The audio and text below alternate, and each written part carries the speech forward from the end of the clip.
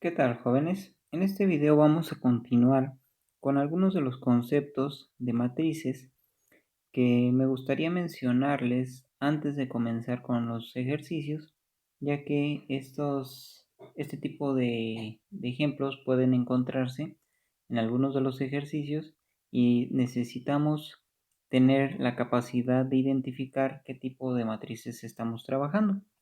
Vamos a empezar con el primero, en donde esta matriz pues al parecer luce un poco diferente a las demás, y esto es porque en realidad esta es una matriz o también conocida como un vector. Dentro de las matrices tenemos pues la clasificación de vectores, y en este caso tengo un vector fila. Un vector sigue siendo una matriz. A diferencia de las matrices, los vectores solamente tienen una fila o una sola columna. En este caso tenemos un vector fila, ya que su acomodo o su arreglo es de forma horizontal, simulando lo que es una fila.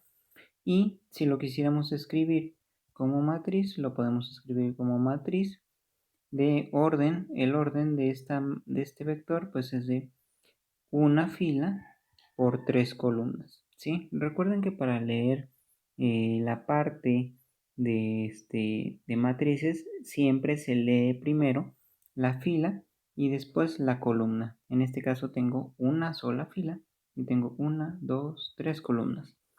El siguiente ejemplo es un vector columna, que una vez que vimos que los vectores son iguales a las matrices, bueno, o sea, son dentro de la clasificación de matrices, tenemos una matriz de orden, matriz de 3 por 1, es decir, 1, 2, 3 filas por una sola columna.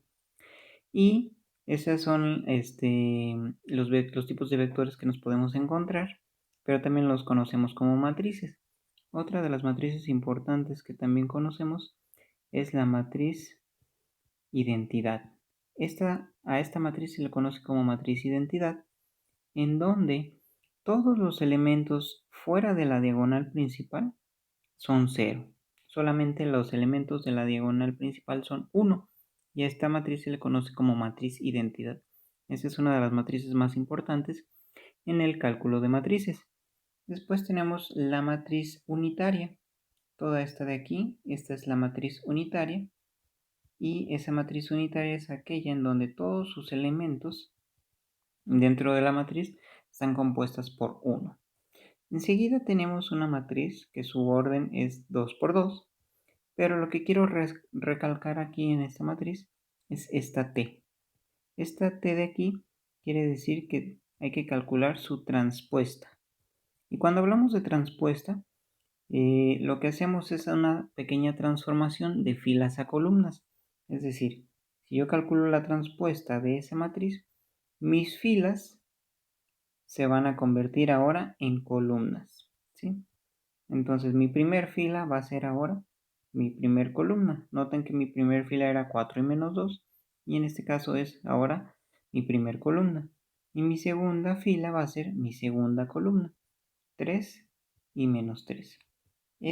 A eso se le conoce como transponer una matriz, y se denota por esa pequeña t. En el espacio computacional podemos encontrar esa transpuesta como una comita, un apóstrofe. ¿Sale? Voy a dejar así.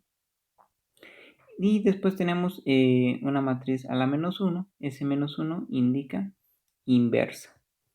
Dentro de las matrices también podemos calcular operaciones inversas, ejercicios que ya iremos viendo más adelante, pero quiero que sepan que esta notación quiere decir que hay que calcular, o que esa es la inversa de una matriz. Y la otra, por último, es el determinante. Si se fijan, en este caso los determinantes se aprecian por lo que son barras, no son llaves como en este caso. Aquí tenemos llave y aquí nada más son barras. Cuando tenemos barras, eso nos indica una operación de un determinante. Y hasta aquí lo vamos a dejar con esta pequeña introducción a las matrices y a cómo identificarlas, y empezaremos con algunos ejercicios en el siguiente video.